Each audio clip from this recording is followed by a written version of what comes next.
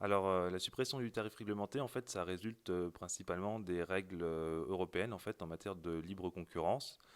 Et ben, c'est ces règles européennes, en fait, qui font que la France a été obligée de supprimer le tarif réglementé du gaz. Là, donc, à la fin de ce mois-ci, donc au 30 juin, le tarif réglementé va disparaître définitivement.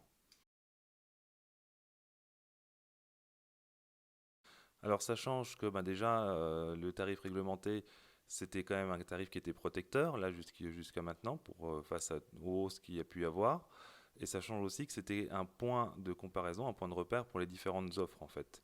Alors ça va un petit peu changer, même si là il va y avoir un nouveau tarif de référence en fait qui va être mis en place par la Commission de régulation de l'énergie, qui va servir un petit peu de point pour se repérer entre les différents contrats, mais qui n'est pas basé sur les mêmes choses au niveau du calcul du prix. Donc ça va être un petit peu différent quand même.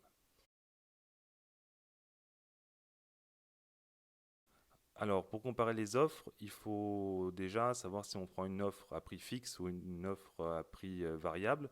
Donc, l'offre à prix fixe, c'est vous avez un contrat, vous avez une offre, par exemple, à un prix fixe pendant 2 ans ou 3 ans, alors que le prix variable, il va être indexé, soit par exemple tous les mois ou tous les 6 mois ou tous les ans, sur un indice qui est mentionné dans votre contrat, donc en fonction de l'évolution de l'indice. Donc, ça peut descendre comme ça peut très fortement augmenter.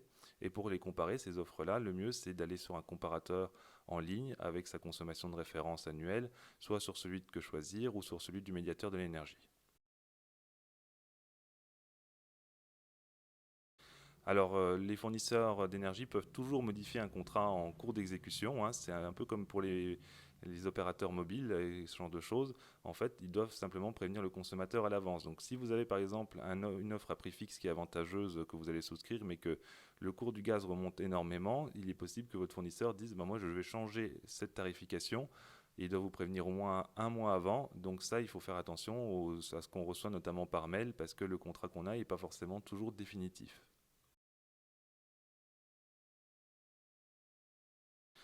Alors, il n'y a pas d'obligation de le faire, hein, sachant que si on ne fait rien à la fin du mois pour les personnes qui sont au tarif réglementé, elles vont automatiquement basculer sur les offres qui sont proposées par Engie. Donc, c'est l'offre passerelle en fait, hein, qui en plus, pour le coup, a l'air plutôt intéressante et plus protectrice que les autres offres qui se font sur le marché.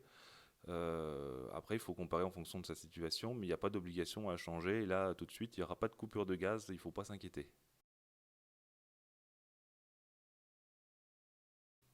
Alors le tarif réglementé de l'électricité, lui, il disparaît pas, hein, il va rester en place puisque c'est pas l'électricité n'est pas considérée que de la même façon que le gaz au plan juridique. L'électricité, c'est un bien de première nécessité, donc c'est pour ça que le tarif va rester. Donc vous pouvez rester au tarif réglementé de l'électricité, il n'y a pas de souci là-dessus et c'est même pour l'instant certainement le plus avantageux en ce moment.